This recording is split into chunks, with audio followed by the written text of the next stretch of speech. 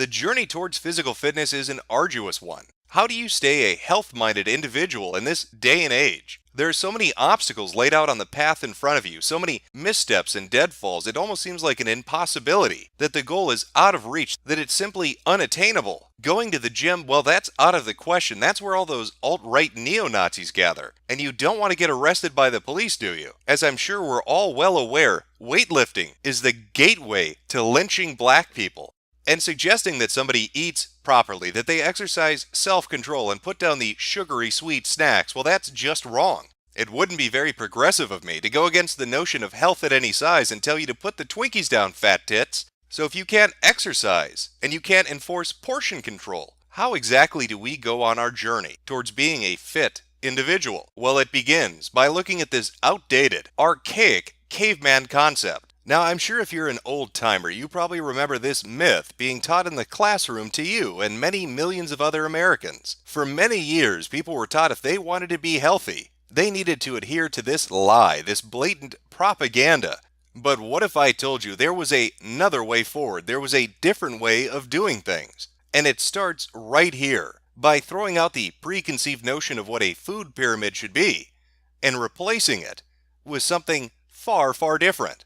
And it's this underpinning that helps to promote what I like to call the current year cookout philosophy, the Millennial Meal Guide. One of the biggest obstacles to staying healthy in this day and age is that we are far too lax in our environmental mindset. We look outside of ourselves to sustain us, looking into the environment, into the life that exists on this planet to feed our hunger. You see, the only way forward is inward, and we need to replace this food pyramid with this one. By adhering to this brand new approach, you will never have to exercise another day in your life, and you don't even need to enforce portion control. You'll never put on an extra pound ever again. In fact, I guarantee it, because we've moved well beyond simple veganism, which is the agnosticism of dieting.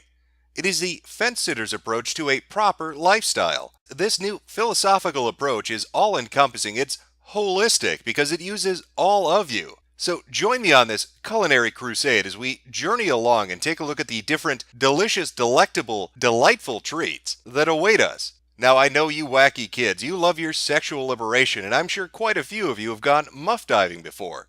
But have you ever tried a muff muffin? I cook for my husband using menstrual blood.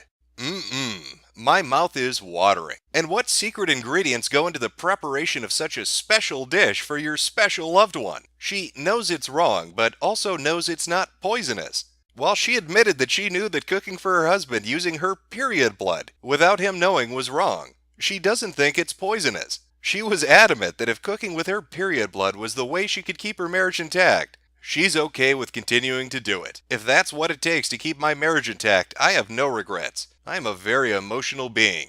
I might die if my heart is ever broken. Who are you to judge me? But don't think that raw pussy juice is just used in the making of muffins. No, you can add it to anything. He asked me to cook rice for him. I was on my period. I removed my pad and stuck it inside water and made sure the blood was very much so in the water. I added my urine into the water, and I made stew for him. He came back and ate the food without knowing. Now that's what you call a secret ingredient. He thought it was just going to be a little bit of period blood, but then she hits him with the unexpected urine, and it's BAM!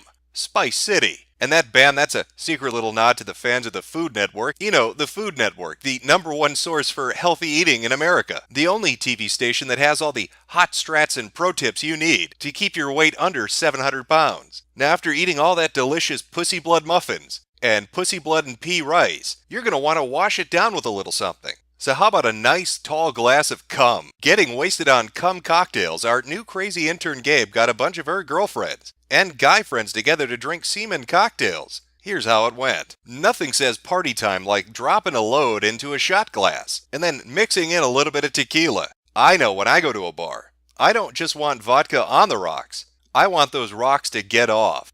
Of course, remember with any food preparation to always take safety precautions. Playing with semen is not all fun and games. I would like to add that you can still contract STIs from drinking semen, even mixed in a cocktail. A good rule to stick by if you want to have your own cocktail party is never drink anyone's semen unless you can verify that they're clean.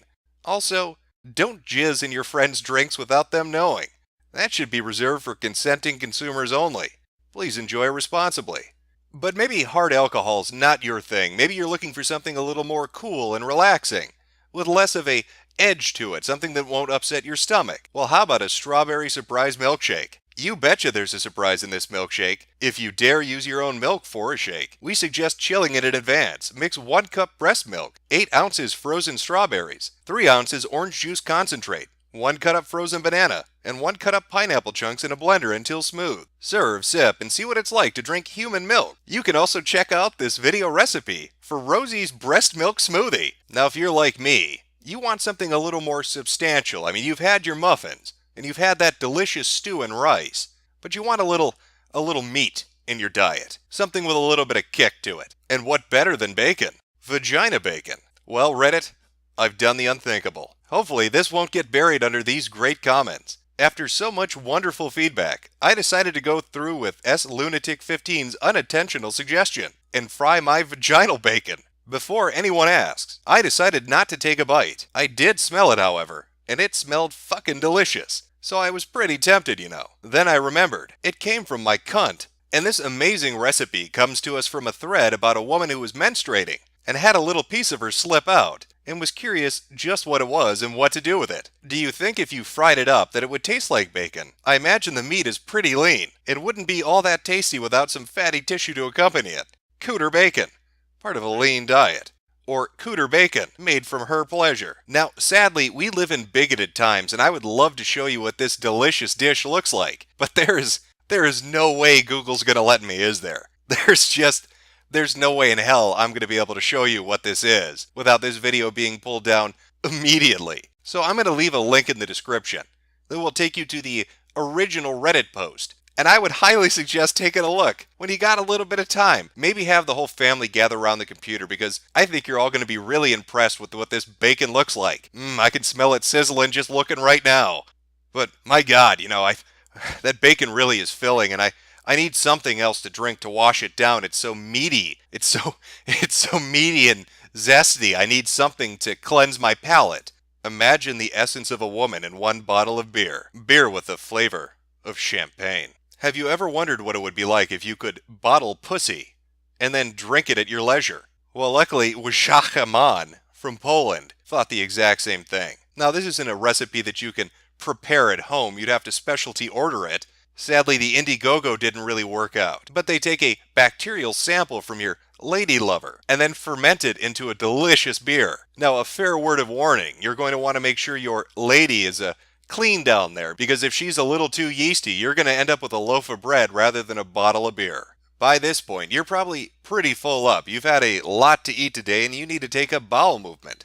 But under the philosophy of the current year cookout, the Millennial Guide to Meals, that bowel movement isn't taking a dump, it's preparing leftovers for tomorrow. So be sure to bring your ladle with you and a few Tupperware containers, because that's going to make some mighty fine burgers. So now that you've taken those first few steps into this brave new world of food preparation and enjoyment, how do you respond when somebody asks, what are you? You're not really a herbivore, you're not an omnivore, you're not really a carnivore. You're not just a simple meat eater, you're not a vegan. How would you define yourself? Well, I have the perfect term. You're a new cannibal. You subsist off of eating humans and human byproducts, both your own and other people you know, with or without their permission. Just remember, don't kiss the cook. He might eat your fucking face.